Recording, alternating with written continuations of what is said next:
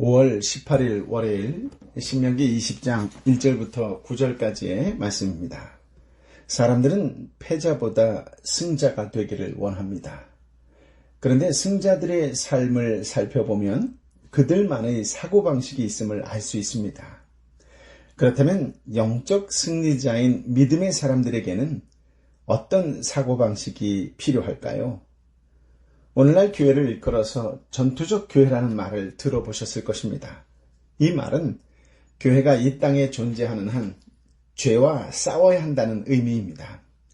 교회가 전투적이라는 말은 곧 그 교회의 구성원 개개인의 삶 속에서 매일매일 죄와 싸우는 상태 가운데 있다는 것을 의미하지요. 참으로 이 땅에 사는 동안 교회와 성도는 끊임없이 죄와 싸워야 합니다. 죄와 싸우고 있다면 그 교회나 성도는 살아있는 것이요. 죄와 싸우고 있지 않다면 그 교회나 성도는 죽어있는 것일 것입니다. 이런 면에서 신명기에 나타난 가나안 민족들과의 전쟁은 곧 교회의 전쟁이요. 성도의 전쟁의 실제적인 모형이라고 말할 수 있습니다.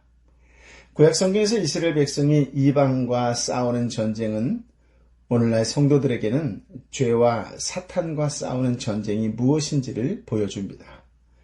유진 메릴이라고 하는 주석가는 신명기 주석에서 구약 성경에서의 전쟁은 언제나 하나님의 백성을 악으로부터 보호하는 것으로 나타난다라고 말했습니다. 즉 가나안 전쟁은 하나님의 백성에게는 악을 제거하는 작업이요. 창조주 주권자이신 하나님께서는 그 권위에 반역하는 자들에 대한 심판입니다. 오늘 말씀은 죄악과의 싸움을 보여주는 신명기적 전쟁에서 전쟁에 임하는 하나님의 백성들에게 잊지 말아야 할 교훈을 가르쳐 줍니다. 오늘 본문이 전쟁에 임해야 할 하나님의 백성들에게 주어지고 있는 메시지이기 때문에 이 메시지는 바로 하나님 나라 백성이 전쟁에 임할 때, 죄와 싸울 때 무엇을 기억해야 하는지를 보여주는 것이지요. 이스라엘 백성들이 가나안과 전쟁할 때 가장 중요하고 절대 잊어서는 안 되는 것이 있습니다. 그것은 여호와 하나님께서 친히 싸우고 계신다라는 점입니다. 우리는 하나님께서 눈에 보이지 않기 때문에 자주 잊어버립니다. 그러나 이스라엘의 전쟁에서 하나님께서 당신의 백성들에게 늘 특별하게 각인시키고 계신 내용이 바로 이것입니다. 겉으로 보기에는 사람들이 싸우는 것 같으나 실은 여호와의 전쟁이다. 이것이 가나안 전쟁의 중요한 주제입니다. 1절 말씀을 읽어볼까요?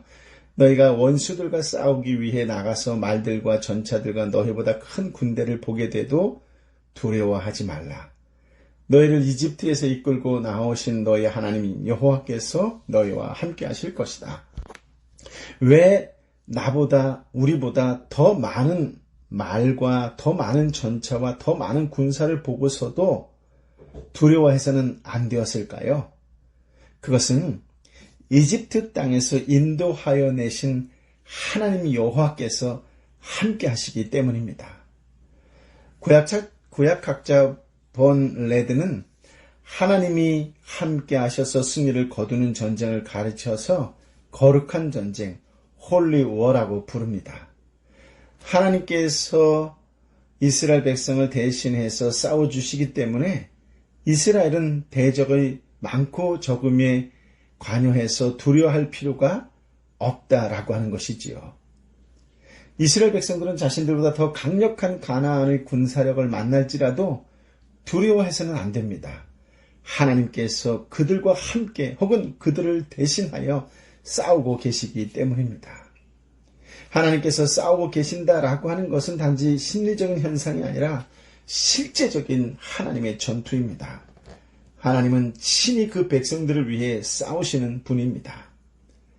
그리고 하나님께서 신명기 20장의 상황에서 당신이 친히 싸우시기 때문에 두려워하지 말라라는 이유를 두 가지로 말씀하고 계십니다. 첫째는 1절의 뒷부분에서 나온 말씀이죠.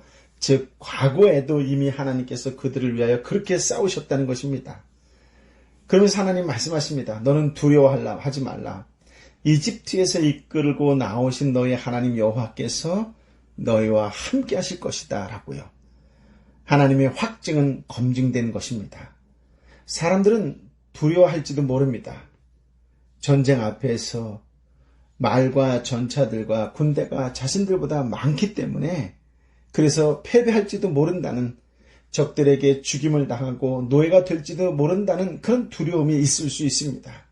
하지만 하나님께서 이렇게 말씀하십니다.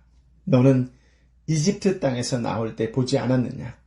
내가 너를 구속하였던 그 일, 내가 기적으로 거대한 이집트 나라를 심판한 일, 내가 홍해의 물속에서 이집트의 군대를 수장시켰던 그 일을 너는 보지 않았느냐? 그러니 두려워하지 말라. 그때 너희를 위하여 싸웠던 나 여호와가 또다시 너희를 위해 싸울 것이다. 이스라엘 백성은 하나님의 이 말씀을 듣고 전혀 아무런 반론도 말할 수 없는 것은 하나님께서 과거에 실제로 그렇게 싸우셨던 일이 사실이기 때문입니다. 하나님은 사실을 가지고 역사를 가지고 말씀하고 계십니다. 이스라엘이 두려워하지 말아야 하는 이유는 과거에 이미 하나님께서는 그렇게 이스라엘 백성을 위해 싸우시고 그들을 건져주셨기 때문이지요. 죄와 싸워야 하는 힘겨운 상황 속에서 우리는 이런 똑같은 갈등을 겪지는 않습니까? 죄를 이기는 일이 가혹하고 힘들고 너무도 자주 죄악된 욕망에 지고 넘어져서 다음번에 똑같은 장면을 만날 때 미리 좌절하거나 포기하고 싶지 않습니까? 그러나 하나님께서 말씀하십니다. 내가 너를 어떻게 건져주었는지 기억하라. 내가 너를 어떻게 건져주었는지 기억하라. 이 메시지는 십자가에서 승리를 거두신 예수 그리스도를 바라보라는 하나님의 음성입니다. 오늘날 이 상황 속에서 죄해질 것 같은 생각은 우리의 불안입니다. 하지만 하나님께서 지금 우리를 죄에서 다시금 이기게 해주시겠다고 하시는 약속은 공수표가 아닙니다. 하나님은 이미 승리하셨고 우리는 그 사실을 바라보고 있기 때문이지요.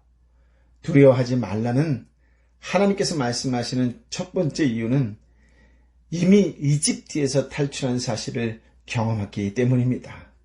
그리고 둘째는 2절부터 4절까지의 말씀 속에서 하나님께서 지금 그들과 함께 계신다는 실제적인 표징을 보여주십니다. 함께 2절부터 4절까지의 말씀을 읽어볼까요? 너희가 싸움터에 나갈 때는 제사장이 앞으로 나아가 군대에게 연설해 이렇게 말하라. 이스라엘아 들으라. 오늘 너희는 너희 원수들과 싸우러 나가고 있다. 마음 약해지지 말고 두려워하지 말라. 공포에 질리거나 그들 앞에 떨지 말라. 너희 하나님 여호와께서는 너희와 함께 나아가 너희를 위해 너희 원수들과 싸워서 너희에게 승리를 주시는 분이다. 이스라엘이 두려워하지 않아도 되는 두 번째 이유는 여호와 하나님께서 친히 함께 전쟁터에 가신다고 확실히 말씀해주고 계시기 때문입니다. 하나님은 과거에 그들을 구원하셨을 뿐만 아니라 지금도 함께 전쟁터에 출전하십니다. 이절에 보면 이스라엘 백성들이 싸움터에 나설 때 제사장이 그들을 향하여 연설하는 장면이 나옵니다. 오늘 본문에서는 단지 제사장이 설교와 비슷한 이야기를 하는 것으로 나타나 있지만 원래 이스라엘의 전쟁에서 제사장은 이스라엘과 함께 출전하는 자였습니다. 이스라엘은 전쟁터에 나갈 때 제사장이 함께 나가게 되어 있었지요. 그래서 랍비들은 이들을 메시아 함미르 하마, 즉 전투에 기름 부음 받은 자라고 불렀습니다. 제사장이 왜 전투에 따라서 나가는 것일까요? 제사장은 전투 병력도 아닌데 왜 많은 경우에 전투 진영의 제일 앞쪽에 위치하는 것일까요? 민수기 10장 35절 36절의 말씀인데요. 언약궤가 길을 떠날 때마다 모세가 이렇게 말했습니다. 여호와여 일어나소서. 당신 앞에서 당신의 원수들이 흩어지고 당신의 적들이 달아나게 하소서. 그리고 쉴 때마다 이렇게 말했습니다. 여호와여 천만 이스라엘 사람들에게로 돌아오소서. 이 말씀이 보여주는 사실은 언약궤가 이스라엘과 함께 간다는 것은 여호와께서 출정하는 것임을 보여준다는 것입니다. 언약궤가 진 앞으로 나아가는 장면은 전쟁용으로 기록되었지요. 여호와여 일어나소서. 당신 앞에서 당신의 원수들이 흩어지고 당신의 적들이 달아나게 하소서. 이것이 바로 여호와의 출정입니다. 눈에 보이지는 않지만 전투에 나아갈 때 제사장이 언약궤를 메고 나팔을 불며 앞으로 행진하는 것은 여호와께서 구룹병거를 타고 우레와 천둥소리를 동반하여 전쟁에 출정하고 계시는 것을 보여주는 상징입니다. 이스라엘 백성들이 전쟁터에 나아갈 때 그들은 혼자가 아니었습니다. 그들은 언약궤를 맨 제사장이 앞장서서 가는 것을 보고 하나님께서 그들과 함께 계신다는 것을 확신할 수 있었고 확인할 수 있었습니다. 하나님께서는 당신의 백성들의 싸움을 구경만 하시는 분이 아니에요. 가장 선두에 서서 말을 달리고 계시는 분은 만왕의 왕 만주의 주 여호와 용사이신 하나님이십니다. 하나님께서는 당신이 친히 싸우시고 계신다는 확증을 이스라엘에게 보여주심으로써 그들을 안심시키셨습니다. 하나님께서 전쟁에 앞서 두려워 말라라고 하는 것은 단순히 억지스러운 강요가 아니었습니다. 하나님은 충분한 조건을 주셨기 때문에 당신의 백성에게 두려워하지 말라고 하신 것이지요. 우리가 전쟁을 하는 것, 우리가 유혹당하는 것, 우리가 힘겨워하는 것, 그 모든 것을 하나님은 잘 모르시는 일일까요? 그렇지 않습니다. 그것보다 더욱더 극심한 것을 하나님은 아십니다. 하나님께서는 우리 주 예수 그리스도를 통하여 우리가 이 땅에서 육신을 입고 죄와 싸우는 것이 얼마나 힘든 일인지 친히 경험하셨습니다. 그래서 우리 주님을 통하여 하나님께서 말씀하십니다. 죄와 싸우는 것이 힘들고 무서우냐? 죄와 싸우는 것이 때로 너를 너무 극심한 고통으로 밀어넣느냐? 두려워하지 말아라. 내가 너와 함께 싸우겠다. 하나님께서 이렇게 말씀하시기 때문에 우리는 이 싸움에서 쓰러지지 않습니다. 전쟁은 여호와께 속한 것이기 때문이지요. 두려워하지 말라. 두려워하지 말라. 아들아, 딸아, 두려워하지 말라. 내가 너와 함께 싸우겠다. 내가 너와 함께 있다라고 하는 이 부드럽고 따뜻한 능력의 음성을 듣는 오늘이 되시기를 예수님의 이름으로 축복합니다. 아멘. 5절부터 9절까지의 말씀인데요. 장교들은 군대에 말하라. 새 집을 짓고 봉헌하지 않을 사람이 있느냐? 그런 사람은 집으로 가게 하라. 그가 싸움터에서 죽어 다른 사람이 새 집을 봉헌하지 못하게 하기 위함이다. 포도원을 만들고도 즐기지 못한 사람이 있느냐? 그런 사람은 집으로 가게 하라. 그가 싸움터에서 죽게 돼 다른 사람이 그 열매를 먹지 않도록 하기 위함이다. 여자와 약혼하고 결혼하지 못한 사람이 있느냐? 그런 사람은 집으로 돌아가게 하라. 그가 싸움터에서 죽게 돼 다른 사람이 그 여인과 결혼하지 못하게 하기 위함이다. 더 나아가 장교들은 백성에게 말하라. 두려워하거나 마음이 약해진 사람이 있느냐? 그런 사람은 집으로 돌아가게 해 그 형제들마저 낙담시키지 않게 하라. 장교들은 군대에 이 말을 마친 후 군대를 통솔할 장군들을 세워야 한다. 본문의 장교라고 하는 단어는 히브리어로 쇼테르라고 합니다. 즉 각 지파에서 전쟁에 나갈 수 있는 젊은이들을 동원하는 책임을 맡은 관리를 가리킵니다. 장교는 수효에 숫자가 많고 적음에 연연하지 않습니다. 적지만 정예 부대를 차출하는 데에 관심을 기울이면 되었습니다. 사사기 7장에서도 하나님은 사사 기드온에게 두려워하는 사람을 돌려보내라고 했지요. 그리고 300명의 용사를 가지고 미디안을 물리쳤던 것입니다. 5절부터 8절은 병역 면제 대상에 대하여 말하고 있습니다. 새 집을 짓고 봉헌하지 못한 사람, 즉 낙성식을 하지 못한 사람은 병역 면제입니다. 만약 집을 짓고 낙성식을 하지 못한 사람이 전쟁을 수행하다 죽게 되면 타인이 그 집을 차지하게 되기 때문에 그렇다는 것이지요. 포도원을 만들고도 즐기지 못한 사람은 면제되었습니다. 무슨 말이냐면 포도를 처음 심고 나서 3년간은 열매를 먹지 못합니다.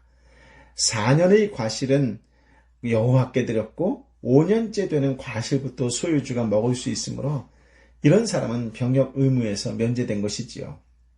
여자와 약혼하고 결혼하지 못한 사람 역시 면제되었습니다. 이스라엘에서의 약혼은 결혼과 같이 취급되었는데요. 결혼한 자는 1년간 군대의 의무나 모든 공무에서 면제받았던 것이지요.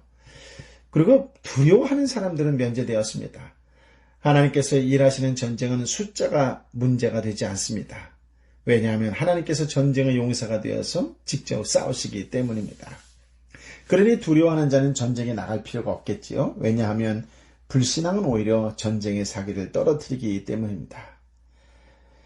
앞서 병역의 먼저 4가지의 경우를 소개하였는데요. 공통적인 특징이 있습니다. 그것은 그들의 몸과 마음을 여호와의 전쟁을 위해 온전히 쏟을 수 없는 자들이다라고 하는 것입니다. 따라서 이들은 전쟁에서 제외되었고 이스라엘의 군대는 그 숫자가 많고 적음에 관계없이 온전한 지원자들로만, 헌신자들로만 구성되게 되어 있었습니다. 그렇습니다. 여호와의 공의를 실현하는 여호와의 전쟁에는 몸과 마음이 동참하는 온전한 헌신이 요청되었지요. 전쟁의 승패는 군사력에 의해서가 아니라 오로지 여호와 하나님의 손에 달렸다는 사실을 알 수 있습니다. 끝으로 9절에서는 유사시에는 언제라도 군 지휘자나 장관으로 소임을 다할 수 있는 천부장, 백부장, 50부장, 10부장 등을 세우라는 것으로 끝을 맺습니다. 유비무한이지요. 신명기 20장은 이스라엘의 삶과 죽음은 전적으로 하나님의 주관하심 안에 있음을 알게 합니다. 또한 이스라엘은 전쟁에 임할 때 조금도 두려워할 필요가 없다는 것이지요. 왜냐하면 하나님께서 항상 함께 하시기 때문입니다. 그래서 이스라엘은 오직 자원하는 심령으로 여호와 하나님께만 전적인 충성과 헌신을 바쳐야 합니다. 여러분은 오늘 말씀을 통하여 영적 승리자, 즉 믿음의 사람이 어떤 사고방식으로 승리하는지를 이제 깨닫게 되셨습니까? 모세가 여호수아에게 두려워하지 말라, 강하고 담대하라라고 하는 말씀을 주신 이유를 이제 아시겠습니까? 그렇습니다. 오늘 주신 말씀을 저와 여러분 한 사람 한 사람의 약속의 말씀으로 붙든다면 세상의 어떤 상황과 환경 속에서도 든든하고 당당하게 살아가게 되실 줄 믿습니다. 한 주간 예수의 이름으로 승리하여 그 어느 때보다 기쁨의 찬양을 올리며 살아가는 복된 인생이 되시기를 예수님의 이름으로 축복합니다. 아버지 하나님, 참으로 귀한 말씀, 생명의 말씀을 허락하여 주시니 감사합니다. 두려워 말라, 두려워 말라, 강하고 담대하라. 세상을 보며 두려워 말고 너는 결코 혼자가 아니다. 하나님은 나와 함께하고 계시고 내 편이다라고 하는 이 놀라운 말씀, 언제 어느 때나 24시간 나와 함께 하시는 그 하나님이 내 편이라고 하는 확고부동한 생명의 말씀을 허락하여 주시니 감사합니다. 무엇보다도 항상 나보다 먼저 앞서 행하시는 그분을 믿사오니 믿음의 눈으로 그 주님만을 바라보며 따라가는 신실한 그리스도의 한 사람이 되게 하여 주옵소서. 온전히 집중할 수 없고 헌신할 수 없게 만드는 것이 무엇입니까? 내 삶에서, 영적인 전쟁에서 도대체 이웃을 바라보지 못하고 나에게만 얽매여 있는 이 어리석음은 무엇 때문입니까? 주님, 온전히 믿음의 눈으로 주님을 따라갈 수 있는 신실한 이번 한 주간이 되도록 축복하여 주옵소서. 그 어느 때보다도 승자의 마음을 갖고 전투에 임하는 자가 되게 하여 주시어서 하나님이 주시는 승리의 기쁨을 누리며 살아가는 한 주간 되게 하여 주옵소서. 그 승리의 기쁨을 내 이웃에게도 그대로 증거하고 전파할 수 있는, 그래서 함께 웃고 함께 소리치며 하나님께 나아가시는 복된 인생, 복된 한 주간 오늘 우리의 시간이 되게 하여 주옵소서. 오 성령이여 임하여 주옵소서. 이제는 길이여 진리여 생명 되신 우리 주님 예수 그리스도의 은혜와 아버지 하나님의 크신 사랑과 성령 하나님의 위례 역사 교통 충만하시니 오늘도 어떤 상황과 환경 속에서도 주님이 나와 함께 하심으로 나는 승리할 수 있습니다. 이미 승리한 자입니다라고 승리의 마음을 가지고 한 주간 살아가기로 결단하는 하나님의 사람들 한 사람 한 사람 머리 위에 그 승리의 힘을 가지고 능력을 가지고 더욱 겸손히 섬기고 기도하고 기도하는 자로 살아가겠노라고 또 다시 결단하는 하나님의 사람들 한 사람 머리 위에, 저들의 섬터 위에, 저들의 일터 위에, 저들이 기도하는 모든 사람들 한 사람 한 사람 머리 위에, 열방의 선교사님과 선교지 위에 함께하여 주옵기를 간절히 축원하옵나이다. 아멘.